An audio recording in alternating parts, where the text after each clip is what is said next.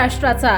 नमस्कार, मी गौरी। संध्या लाईव्ह मध्ये आपलं सगळ्यांचं स्वागत। क्रांतीसूर्य महात्मा ज्योतिराव फुले यांच्या द्विशताब्दी वर्षाची सुरुवात त्यांच्या मूळ गावातून करणं ही त्यांना खरी मानवंदना आहे। दिवंगत लोकनेते अजितदादा पवार यांच्या पुढाकारानं खानावडी येथे उभारलेली ज्योती सावित्री जिल्हा परिषद शाळा ही केवळ एक वास्तू नसून फुले दाम्पत्याच्या विचारांचे जिवंत स्मारक आहे, असे गौरवपूर्ण प्रतिपादन मुख्यमंत्री देवेंद्र फडणवीस यांनी केले आहे। महात्मा फुले यांच्या द्विशताब्दी वर्षानिमित्त खानावडी येथे शनिवारी दिनांक 11 एप्रिल रोजी पुणे जिल्हा परिषदेच्या वतीने आयोजित ज्योती सावित्री शाळेच्या उद्घाटन सोहळ्यात ते बोलत होते।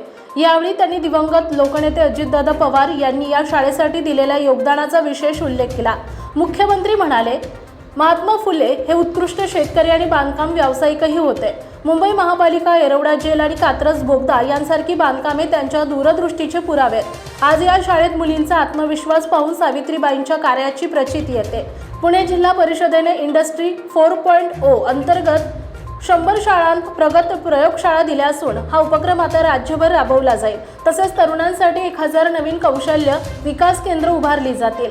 लोकसभा आणि विधानसभेत महिलांना आरक्षण दिले असले तरी राजकीय क्षेत्रात महिलांबाबत मानसिकता बदलण्यासाठी महात्मा फुलेंचे विचार आवश्यक असल्याचं मुख्यमंत्री देवेंद्र फडणवीस यांनी स्पष्ट केलं आहे। उपमुख्यमंत्री सुनेत्रा पवार यांनी भाषणात अजितदादा पवार यांच्या योगदानावर प्रकाश टाकला। ग्रामस्थांच्या मागणीवरून अजितदादांच्या दूरदृष्टीतून खानावडी येथे ज्योती सावित्री CBSE शाळा साकारली आहे। ग्रामस्थांच्या मागणीचा विचार करून दादांनी CSR फंड आणि शासकीय निधीच्या माध्यमातून ही भव्य वास्तू उभी केली।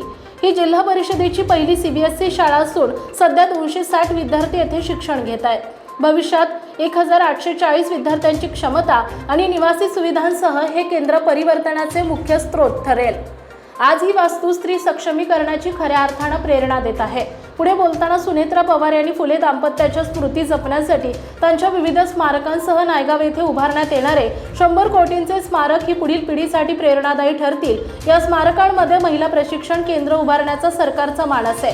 तसेच खानावडी येथील शाळेत आधुनिक शैक्षणिक सुविधा, क्रीडांगण आणि महात्मा फुलेंच्या जीवन विचारांवर संशोधन केंद्र उभारण्यासाठी मुख्यमंत्री देवेंद्र फडणवीस यांनी निधी उपलब्ध करून द्यावा, अशी मागणीही उपमुख्यमंत्री सुनेत्रा पवार यांनी यावेळी केली आहे। या प्रसंगी उपमुख्यमंत्री सुनेत्रा पवार यांनी फुले दाम्पत्याला भारतरत्न मिळावा ही संपूर्ण महाराष्ट्राची इच्छा असून राज्य सरकारने तसा ठराव केलाय। मुख्यमंत्री देवेंद्र फडणवीस यांनी यासाठी केंद्र सरकारकडे पाठपुरावा करावा अशी मागणी केली आहे। मुख्यमंत्री देवेंद्र फडणवीस यांनी राज्यात 1000 नवीन कौशल्य विकास केंद्र उभारण्याची घोषणा केली आहे। तसेच पुणे जिल्हा परिषदेच्या धर्तीवर राज्यातील इतर जिल्हा परिषदांमध्येही मॉडेल स्कूल आणि प्रगत प्रयोगशाळा उभारणार असल्याचं स्पष्ट केलं आहे।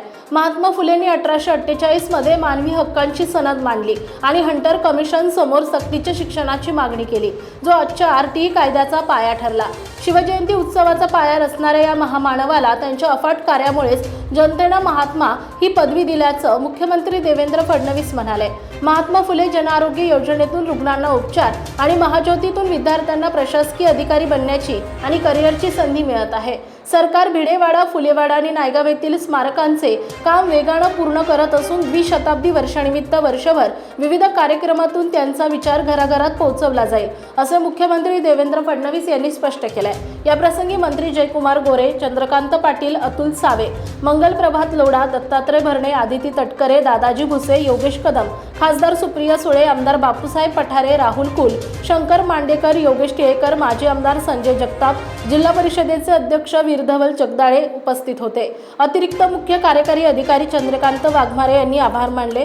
खानावडीतील या भव्य सोहळ्याला परिसरातील नागरिकांनी मोठी गर्दी केली होती।